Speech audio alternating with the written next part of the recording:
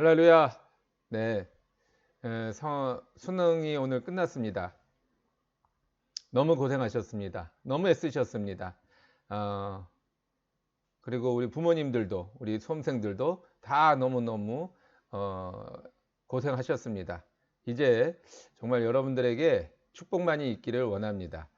어, 이제 이번 주일이 추수감사주일이잖아요. 또 이제 한 달 후에는 성탄절이 있지 않습니까? 이제 기쁜 일만 남았습니다. 예, 여러분들이 오늘의 어떤 결과에 대해서 미리 속단하지 마시고 미리 염려하지 마시고 우리가 하나님 앞에 맡기면 하나님께서 반드시 합력이라는 말은 뭡니까? 플러스 마이너스잖아요. 합력하여 선을 이루어 주실 것이라 믿습니다. 이런 그런 믿음으로 기뻐하시고 즐거워하시고 행복하시기 바라겠습니다. 자, 기도하시겠습니다. 하나님 아버지, 오늘 우리가 열왕기상 12장 말씀 보기 원합니다.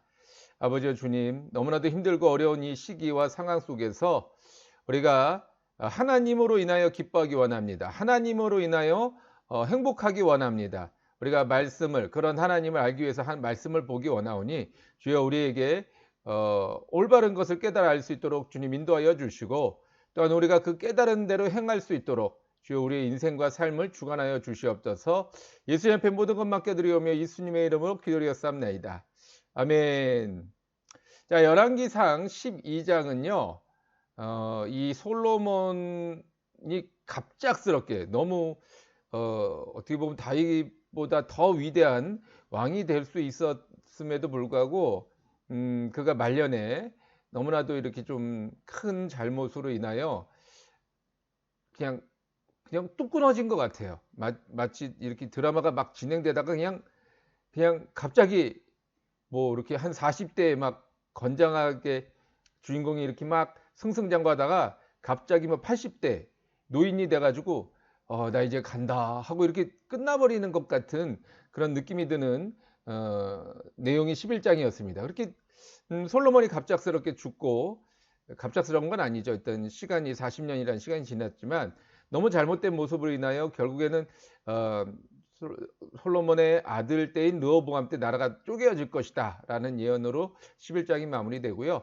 이제 12장에서는 정말 그 예언이 이루어지는 모습을 보여주고 있습니다. 그래서 참 안타깝고 답답한 장이 아닐 수 없습니다만은 그럼에도 불구하고 이제 르호보암과 여로보암이 두 사람이 나오는데 어떤 모습이 잘한 모습, 어떤 모습이 잘못한 모습인지를 우리가 분별하면서 우리가 이제 한 달여 남은 올 한 해에 우리가 유종의 미를 거둘 수 있는, 잘한 모습을 쫓아서 유종의 미를 거둘 수 있는 여러분들 되었으면 좋겠습니다. 그런 어떤 목적이 12장에서 이루어졌으면 좋겠습니다. 자, 내용을 한번 보겠습니다. 11장 먼저 복습을 볼게요.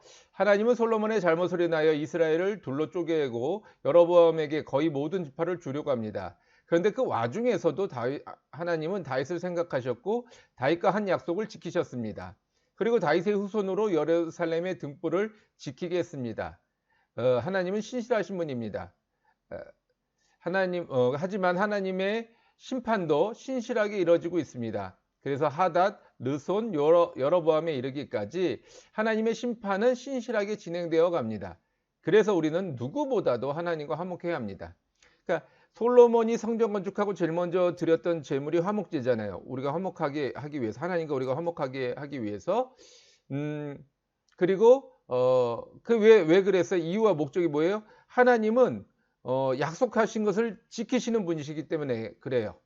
그리고 솔로몬이 끊임없이 이제 성전에 와서 잘못을 고하면, 회개하면 용서해 주시고 우리를 회복해 달라고 이렇게 그렇게 그 기도문이 있지 않습니까? 그런데 그 본인이 말한 것을 본인이 뒤집어 엎어버리는 거예요. 본인이 지키지 못하는 헛 공약이 돼버리는 거죠. 이게 인간의 연약함이라고 하는 것입니다. 이 인간의 연약함 때문에 결국엔 누가 오셨어요? 예수님이 오신 거예요. 우리로서는 구원의 힘이, 능력이 없기 때문에 결국에는 예수님을 통해서 구원의 어떤 문을 열어주시기 위함이라고 하는 거죠. 네. 그 어떤 예수님의 어떤 탄생 과정 속에서 한 중요한 족적이 바로 이 솔로몬의 마지막 모습입니다. 그리고 하닷, 르손, 또 나중에 여로보암까지 이어가죠. 이와 같은 어떤 하나님의 그 끊임없는 심판으로 인하여 결국에는 솔로몬이 죽음과 동시에 나라가 쪼개어지는 그런 과정을 밟아가고 있는 거죠. 그래서 우리는 제사를 지내다가 누구 형제와 잘못된 일이 있거든 얼른 가서 제사를 내버려 두고, 제사보다 중요하다라고 하지 않습니까? 제사를 내버려 두고 가서 화해하고 와라 이러고 얘기를 했는데, 우리가 가장 화해할 분은 바로 하나님이었다는 것, 여러분 잊지 마시기 바라겠습니다. 우리가 누군가의 잘못을 생각나서 우리가 화해하는 것도 중요하겠지만, 우리는 누구보다 하나님과 화해할 수 있는, 하나님의 그런 어떤 마음을 또 헤아릴 수 있는 우린 사람이 되어야 할 것입니다. 자, 12장으로 넘어와서요. 열왕기상 12장은 르호보암의 왕위 즉위식부터 시작됩니다. 그러나 백성의 요구를 무시한 르호보암은 이스라엘 열지파로부터 외면당하게 됩니다. 그리고 이스라엘 열지파는 여로보암을 왕으로 삼게 됩니다. 이에 르호보암은 군대를 일으켜 이스라엘과 전쟁을 일으키려 했으나 하나님께서 이것을 막으셨습니다. 그런데 여로보암은 베델과 단의 금송아지를 세워 이스라엘로 예배하게 했습니다. 하나님에 의해 세워진 여로보암은 하나님께 범죄하였습니다. 그러니까 이것도 또 참 기가 막힐 노릇인 거죠. 답답하고. 여로보암이 뭐 했습니까? 뭐 도망갔다가 다시 돌아서 왕 된 것밖에 없잖아요. 자신의 어떤 능력이나 노력으로 되어진 것이 아니면 철저하게 깨달았고 하나님 앞에 순종하고 따라야 되는데, 물론 내용 속을 자세히 보겠습니다만, 스스로 판단하고 스스로 생각하기에 자기가 위협을 느끼고 스스로 그래서 베델과 단에다가 송아지를 세워서 하나님이다라고 하고 예배를 드리게 만든 거예요. 그러니까 이게 참 인간의 욕심과 잘못된 모습은 어디까지인지 다시 한번 생각하게 되고, 결국엔 이 모습이 곧 누구의 모습이에요? 나의 모습이라고 하는 것입니다. 내가 하나님의 은혜를 받고 하나님으로부터 자녀가 되는, 이 세상의 왕과는 비교가 안 되는 하나님 나라의 왕자와 공주로서 세움을 받았는데, 결국 우리는 무엇을 하고 있습니까? 금송아지 만들고 이게 하나님이다라고 하고 내 욕심과 내 생각과 내 뜻대로 우리는 지금 살고 있는 거예요. 믿음 생활도 또 다른 어떤 우리 삶도 그렇게 살아가고 있는 거예요. 여로보암이 곧 누구냐? 나라는 거죠. 자, 내용 보면서 한번 보겠는데요. 자, 그러면 먼저 12장에서 전체를 볼 때 르호보암과 여로보암 두 사람이 나오는데, 누가 과연 하나님의 신실한 사람, 신실한 것까지는 빼고 누가 하나님의 사람입니까? 라고 할 때, 자, 르호보암은 백성들의 뜻을 거부하고 나라가 두 개로 쪼개어졌습니다. 근데 이것이 하나님의 뜻이라고 이야기하고 있어요. 자, 그래서 르호보암은 전쟁을 준비하려 하다가 하나님 말씀에 순종하여 전쟁을 포기합니다. 그렇죠? 스마야가 이제 와서 이건 하나님의 뜻이다, 쪼개진 게 하나님의 뜻이다 그러니까 결국엔 전쟁을 포기해요. 자, 그에 비해 여로보암은 하나님으로부터 선택함을 받은 사람이었습니다. 그래서 왕으로 기름 부음을 받고 이스라엘 열지파의 왕으로 추대되었습니다. 그러나 왕이 되고 나서 하나님을 대신하여 신상을 만들고 하나님의 뜻을 저버렸습니다. 저가 저 글자가 아니죠. 연대 어를 써버렸네요. 자, 이게 신약에 똑같은 비슷한 말이 있어요. 마태복음 21장 28절에서 32절 말씀에 보면 예수님의 비유 말씀 중에서 포도원의 두 아들에 대한 이야기가 나옵니다. 큰 아들한테는 가서 얘야 포도원에 가서 좀 일을 해라, 포도원을 좀 관리를 해라 했더니 그러고 말씀을 하고 안 갑니다. 근데 둘째 아들한테는 얘야 너 포도원에 가서 일 좀 해라 라고 그랬더니 아니요 라고 말했다가 나중에 후회하고 포도원에 가서 일을 하게 됩니다. 누가 과연 아버지의 뜻에 순종한 사람이었느냐라는 질문이 나오죠. 자, 르호보암과 여로보암, 누가 하나님의 뜻에 순종한 사람입니까?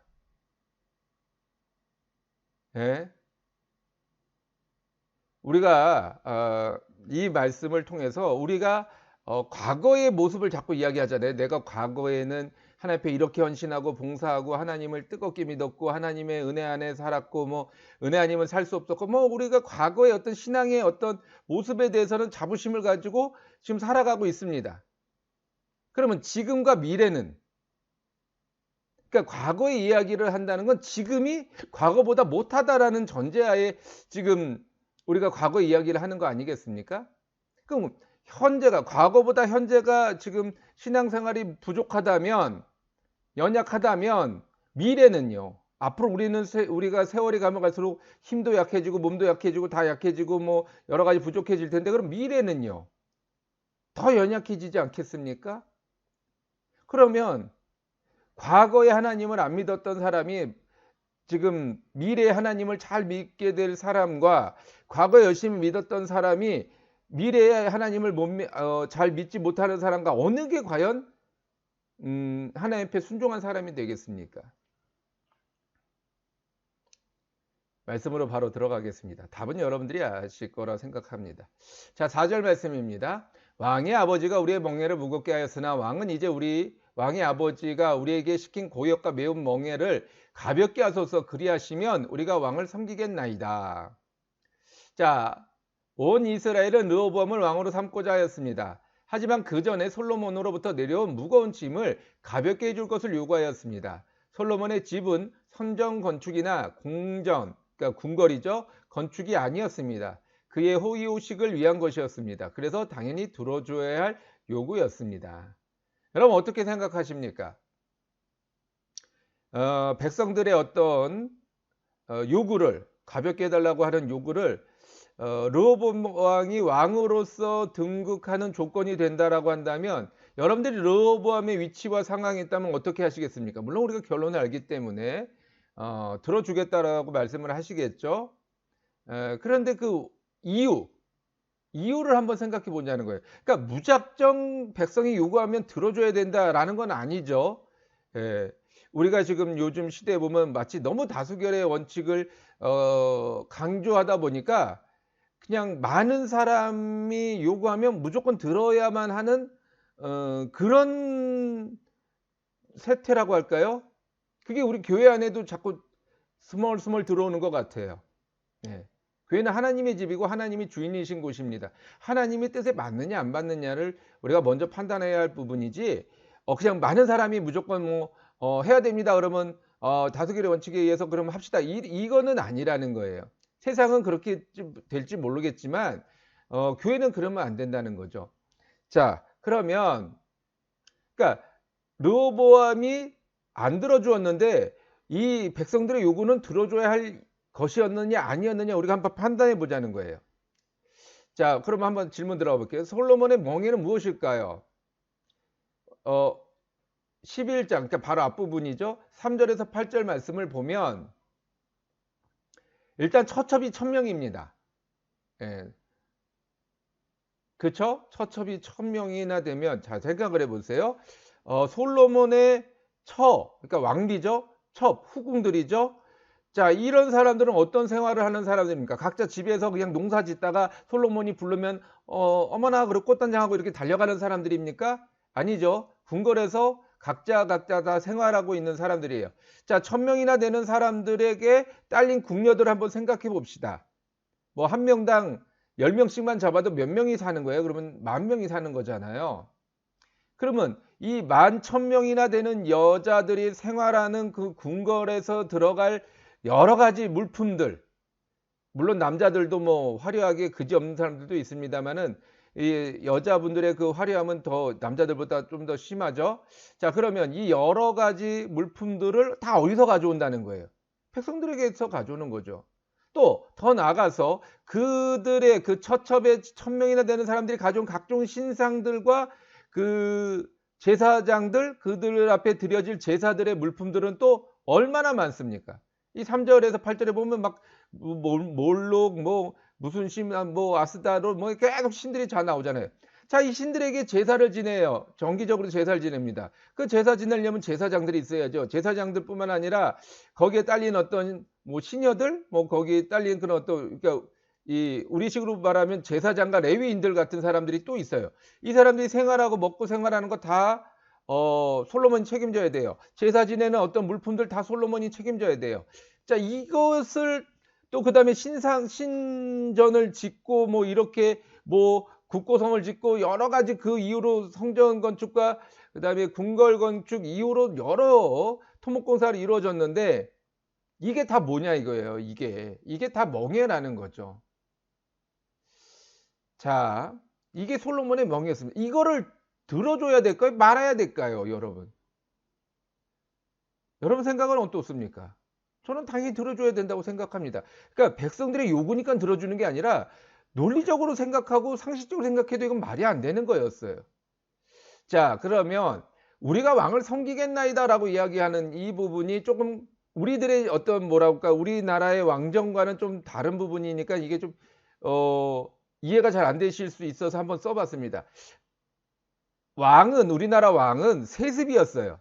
그럼 당연히 이 왕이 잘하든 못하든 왕은 왕이니까 아무도 이거를 넘볼 수가 없고 넘버서도 안 되는 어떤 불문율이 있었다는 거죠. 근데 이거는 솔로몬의 아들인 르호보암 왕이 왕이 되는데 조건을 내걸어요. 그럼 우리가 왕을 섬기겠습니다. 그러니까 안 들어주면 안 섬기겠습니다. 이런 선택적인 부분이 되잖아요.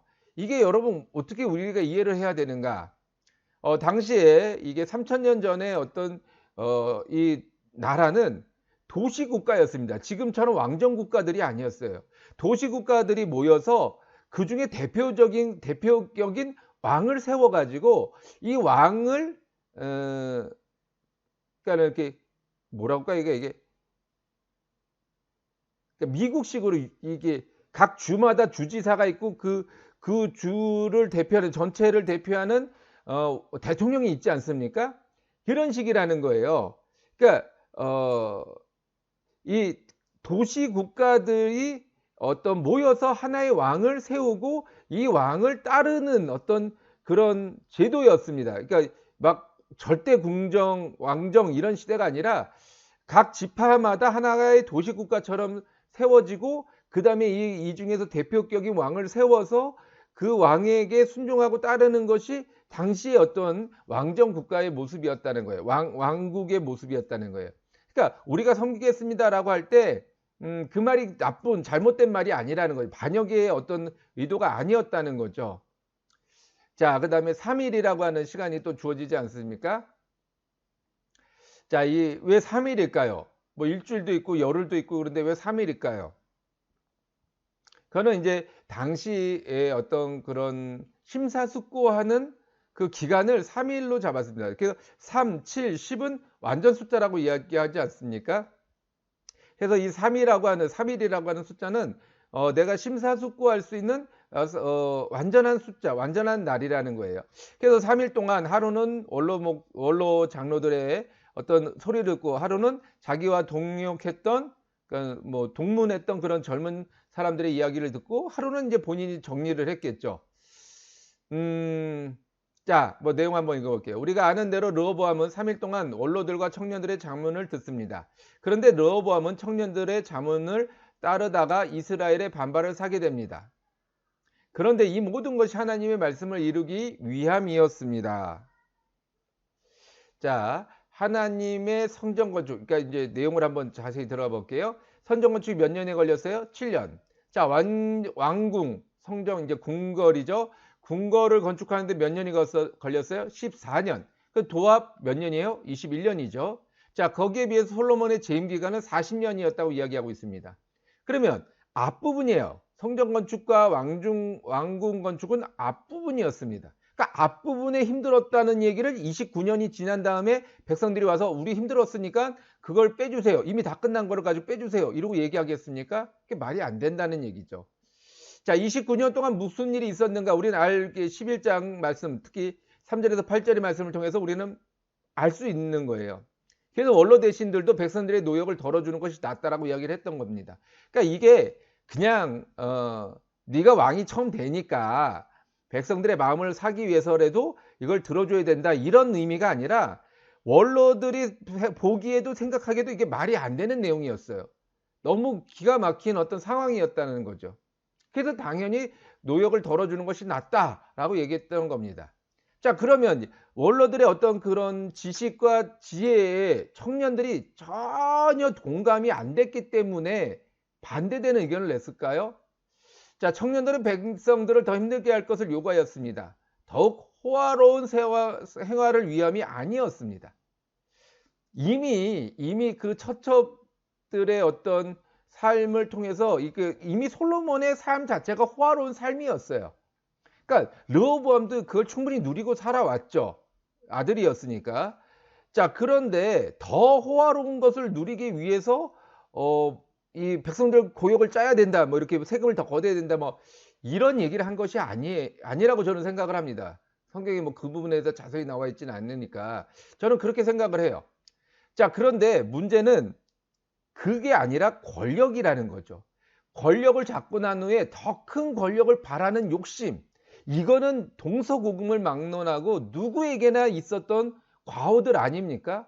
진시황이 그런 천하를 통일하는 대업을 이뤄놓고도 더 큰 욕심을 냈다가 결국에는 그가 단명하고 죽었잖아요.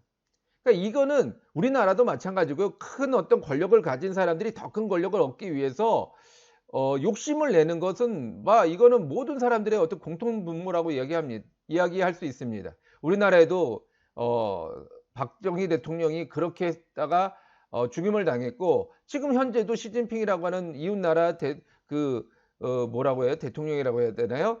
그 사람이 지금도 3년이 무한정으로 이제 가기 위해서 이렇게 했다가 지금 혼란이 지금 더 가중되고 있는 것 아니겠습니까? 뭐 정치 이야기는 뭐 여기에도 중요한 건 아니니까요.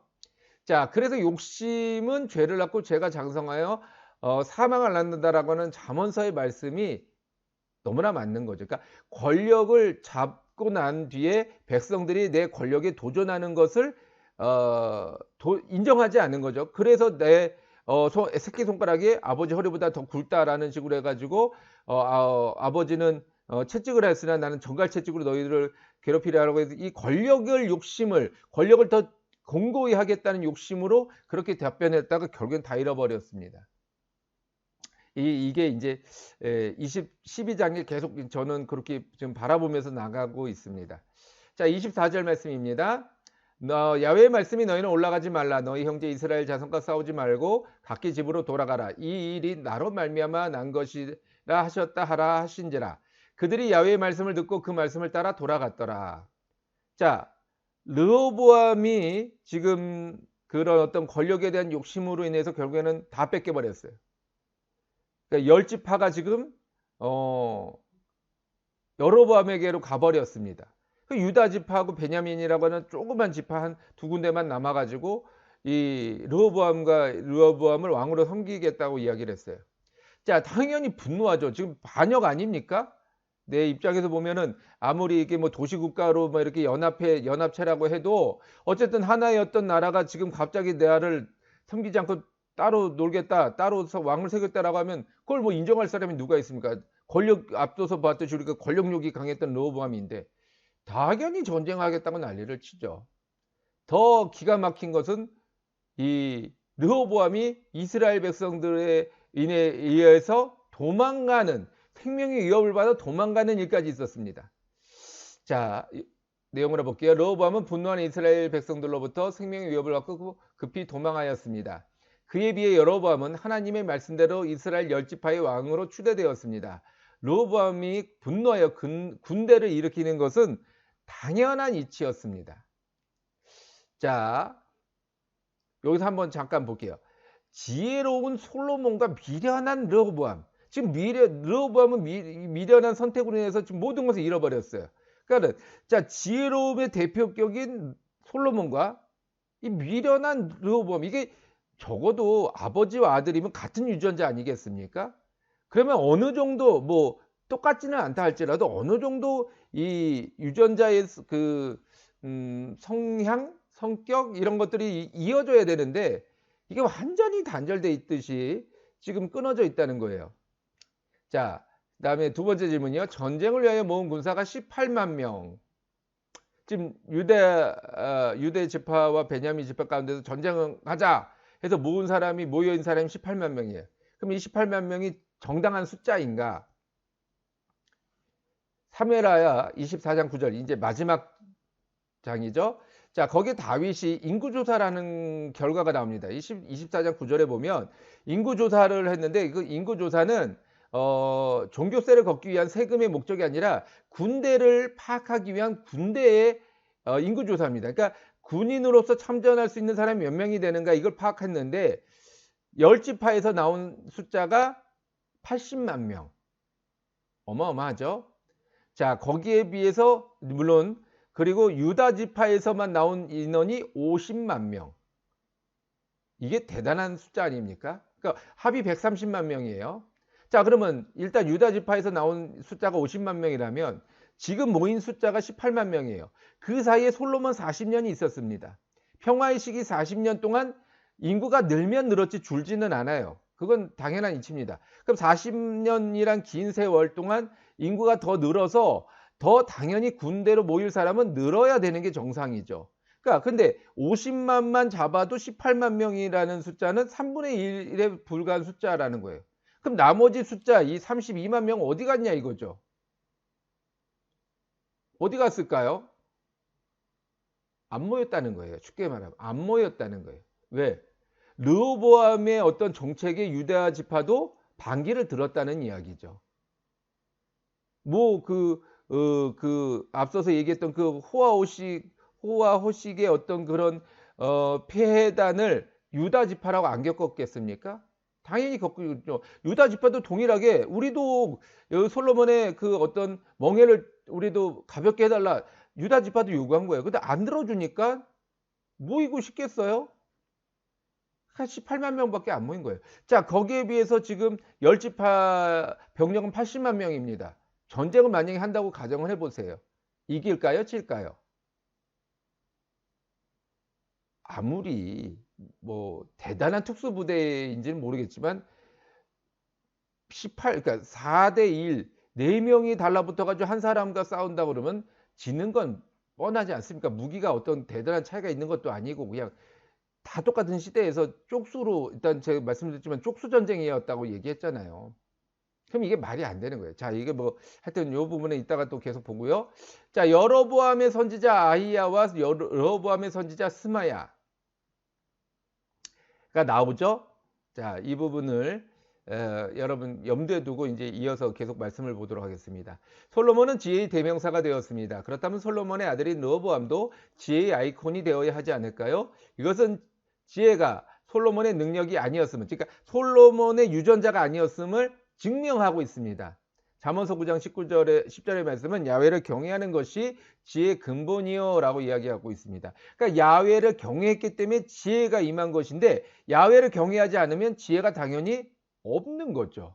그러니까 르호보암은 하나님을 경외하지 않음으로 인하여 지혜가 없었다라고 하는 것입니다. 이게 차이점이에요. 자, 르호보암은 야훼를 경외하기보다는 권력을 숭배했습니다. 앞서서 말씀드렸죠. 자신에게 주어진 권력을 빼앗길까 봐 백성들의 뜻을 들어주지 않았던 것입니다. 그 결과는 모든 것을, 그러니까 자신의 것을 빼앗길까 봐 안 들어줬는데 오히려 모든 걸 다 잃어버리는 것. 빼앗겨 버린 거죠. 이게 하나님의 법칙입니다. 하나님의 것을 쫓아서 살기 위해서 내 것을 포기하면 하나님이 더하여 주시는데 내 것을 지키기 위해서 하나님을 포기하면 그나마저 아무것도 없는 빈털터리가 된다는 것 하나님의 법칙입니다. 기억하시기 바랍니다. 자, 그럼에도 르호보암은 깨닫지 못하고 자신의 감정대로, 그러니까 권력을 지키기 위해서 군대를 이렇게 전쟁을 행하려 합니다. 그러니까 감정대로 권력을 지키려고 하는 그런 욕심대로 전쟁을 하는 거죠. 그런데 하지만 하나님은 스마야를 통하여 전쟁을 막으셨습니다. 다윗의 나라를 지키기 위함이었습니다. 앞서서 말씀드렸죠. 4대 1의 비율로서 전쟁을 한다면 더군다나 여기는 분노가 가득 차서 르호보암은 이를 갈고 있는데 여기는 지금 마지못해 나온 18만 명이 자 8대 1로 4대 1로 싸운다고 가정을 해보세요.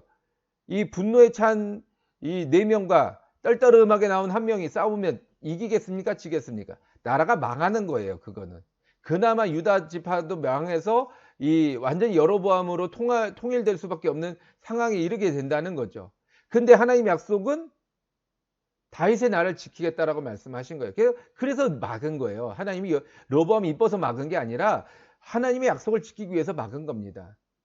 자, 여로보암도 하나님의 뜻에 순종할 수밖에 잘못 쓴 죄송합니다. 르호보암도 하나님의 뜻에 순종할 수밖에 없었습니다. 그러니까 병력이 군대가 다 흩어졌는데 지 혼자 싸우겠다고 칼 들고 뛰어쳐나갈 수 있습니까? 없죠. 르호보암도 결국에는 포기할 수밖에 없었던 거예요. 하나님은 신실하게 역사하고 계십니다. 우리가 계속해서 보지만 하나님은 축복도 신실하게, 심판도 신실하게. 여러분 기억하시기 바라겠습니다. 자, 28절 말씀입니다. 좀 오타가 있었네요. 이에 계획하고 두 금송아지를 만들고 무리에게 말하기를 너희가 다시는 예루살렘에 올라갈 것이 없도다. 이스라엘아 이는 너희를 애굽 땅에서 인도하여 올린 너희의 신들이라 하고. 자, 여로보암은 하나님으로부터 선택함을 받은 사람입니다. 그러나 권력을 잡고 난 후 스스로 생각하고 판단하는 사람이 되었습니다. 열왕기상 12장 26절에서 하고 33절이죠. 스스로 생각하고 스스로 판단하기를, 그러니까 스스로 생각하기를, 이게 자꾸 반복되는 말이에요. 그래서 과거에 있었던 금송아지를 꺼내 숭배하게 했던 것입니다. 출애굽기 32장에 나오죠. 금송아지 이야기가. 자, 스스로의 판단이 하나님과 우리를 멀게 했습니다. 자, 여로보암은 스스로 자기 마음대로라고 하는 26절과 33절에 이런 얘기가 나와요. 자, 스스로 생각하고 자기 마음대로 결정했습니다. 자, 이것이 과연 옳은 일인가? 우리가 자칫 잘못하면 자기의 어떤 상식적인 판단마저 내려놓고 그냥 김치 먹을까 깍두기 먹을까 이것까지 하나님께 물어보는 것이 하나님의 뜻이다 라고 생각할 수도 있습니다. 이거는 아닙니다. 하나님 우리에게 지혜를 주셨고 우리에게 판단할 수 있는 능력을 주셨기 때문에 우리는 스스로 판단하는 것이 맞습니다. 우리가 해야 될 건 해야 되는 거죠. 그런데 여기서 여로보암이 판단했던 것은 스스로 하지 말아야 할 영역까지 스스로 판단했다라고 하는 거예요. 자, 그러니까 지금 여로보암은 하나님으로부터, 그러니까 도망갔다가, 솔로몬 때 도망갔다가 다시 르호보암 때 돌아와서 왕이 된 것 말고 자기가 한 일이 아무것도 없어요. 도망간 일 말고는 그가 한 일이 없습니다. 그러니까 천적으로 하나님에 의해서 왕이 된 것인데, 그러면 당연히 하나님 앞에 묻고 하나님 앞에 의지하고 하나님을 따르면서 왕의 그 사명을 수행해야 되는데 스스로 마음대로, 이것이 근데 무슨 어떤 판단을 하느냐? 잘못된 판단을 하는 거예요. 여로보암이 어디 있다 왔어요? 애굽에 있다 왔죠. 여로보암은 출애굽기 32장에 나온 금송아지를 보지 못한 사람입니다. 근데 어디 있다 왔어요? 애굽에 있다 왔어요. 애굽에서 뭘 봤습니까? 신상을 숭배하는 그 모습을 본 거예요. 그리고 과거에 자신의 선조들 중에서도 이와 같은 모습이 있었음을 알게 된 거죠.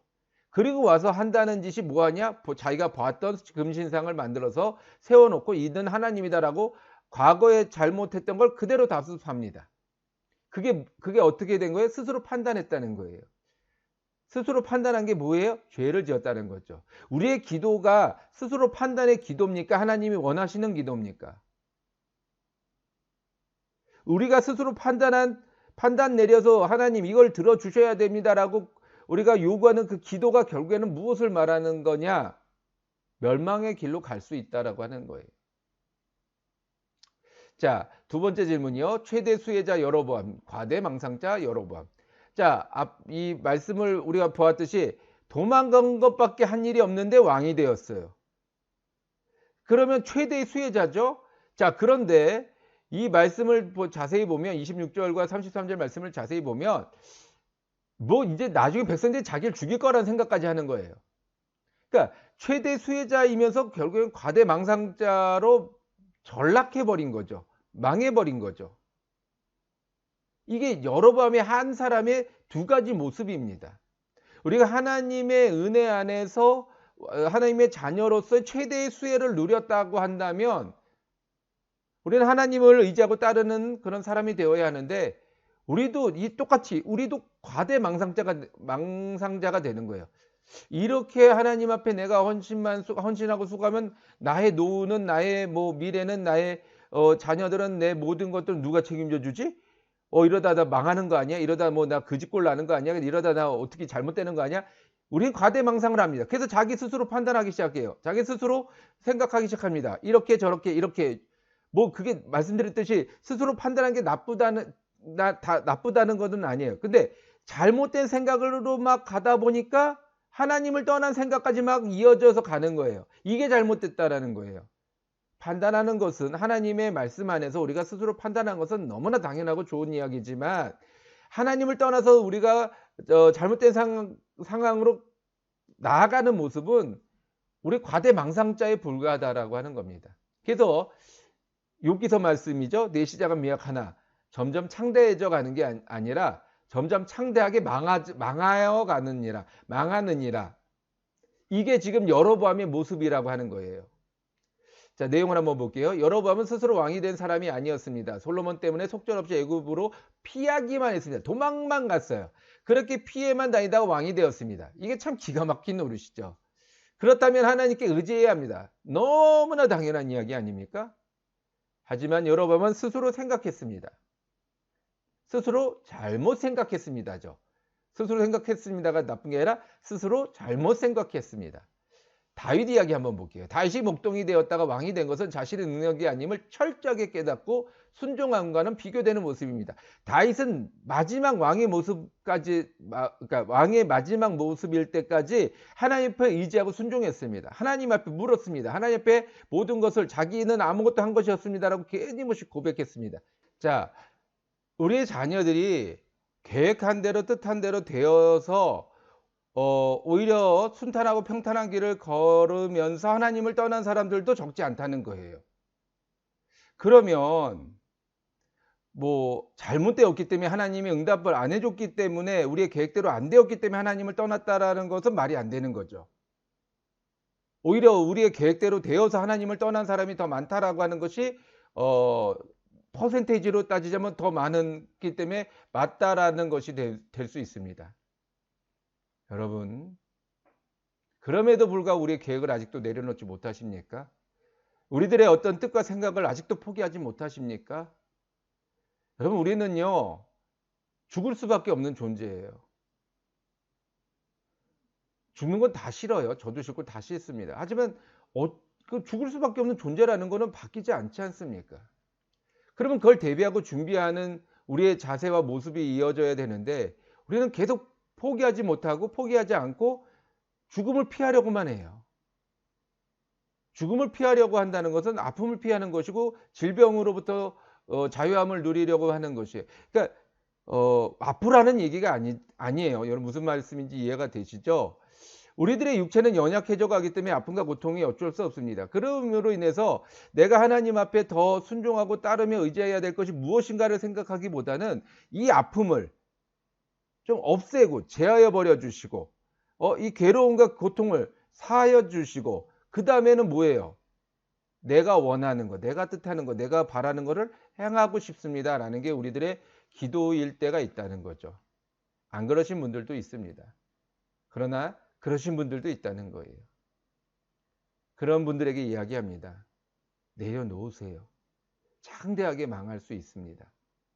내려놓으시고 받아들여야 할 것은 받아들이고 순종해야 될 것은 순종하며 하나님의 뜻 앞에 내가 어떻게 살아가야 할 것인가를 생각하는 그런 시간이 되었으면 좋겠습니다. 마무리 짓겠습니다. 여로보암의 시작은 인간적이었습니다. 하지만 그는 하나님의 선지자의 명령에 순종하였습니다. 그에 비해 여로보암은 개인적인 노력 없이 하나님의 은혜로 왕이 되었습니다. 르호보암과 여로보암은 권력 앞에서 권력을 지키기 위해 자신의 판단대로 행동하는 공통점을 보였습니다. 그리고 그들 모두 하나님을 떠나 타락하는 죄를 짓는 공통점도 있습니다. 우리가 원하는 것은 권력의 다른 모습일 것입니다. 그러니까 돈이라는 것도 결국엔 권력 아닙니까? 명예라는 것도 결국엔 권력 아닙니까? 건강이라는 것도 결국엔 권력 아닙니까? 우리들의 원하고 바라는 것은 권력의 또 다른 모습일 수 있다는 거예요. 응답이 늦어지는 것도 우리를 위함입니다. 때론 응답이 안 되는 것도 우리를 위함입니다. 그럼 동의가 되십니까? 안 되셔도 동의하셔야 됩니다. 이게 믿음이고 성도의 본분입니다. 기도하겠습니다. 기도하고 하나님 아버지, 여로보암과 르호보암 다른 것 같지만 같고 같은 것 같지만 다른 모습을 우리가 보았습니다. 누가 더 하나님 앞에 순종하는 사람이었습니까? 우리는 여로보암으로 시작해서 르호보암으로 끝나야 되는데 르호보암으로 시작해서 여로보암으로 끝나고 있지 않습니까? 우리들의 욕심을 내려놓게 하여 주시옵소서. 사느나 죽으나 흥하나 망하나 다 주님의 것임을 잊지 말게 하여 주시옵소서. 응답이 늦어지는 것도 안 되는 것도 나를 위한 것임을 믿게 하여 주시고 그 성도의 본분을 지켜 행하는 우리들이 되게 하여 주시옵소서. 주님, 그럼에도 불구하고 내 마음이 어렵고 답답합니다. 알기는 알지만 행할 수 없는 내 연약한 믿음이 부끄럽고 너무나도 안타깝습니다. 하나님 용서하여 주시고 내게 믿음 더하여 주시옵소서. 정말 하나님 온전히 믿고 올바로 믿고 올바로 순종하는 온전히 순종하는 하나님의 자녀 되기 원합니다. 도와주시옵소서. 예수님의 이름으로 기도드렸사옵나이다. 아멘. 네, 너무나 당연히 추워지는 날씨죠. 앞으로 추워지는 게 너무나 당연한 거예요. 여러분 춥다고 불평하지 마시고 원망하지 마세요. 겨울잠 자시는 분 없으리라고 생각됩니다.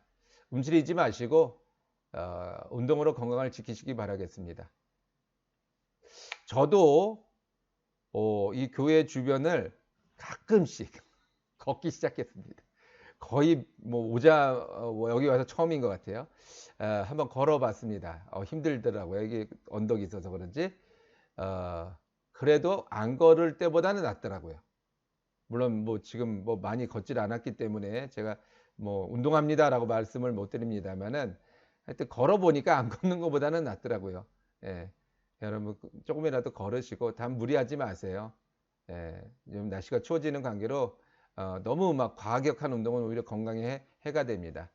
예. 다음 두 번째로 수능도 지나가고 추수감사주일도 지나갈 것입니다. 이제 아직 오진 않았지만 우리 인생도 그만큼 지나가고 있음을 기억하시기 바라겠습니다. 1년만큼 지나가고 있잖아요. 수능은 성적을 남기고 감사주일은 은혜를 남깁니다.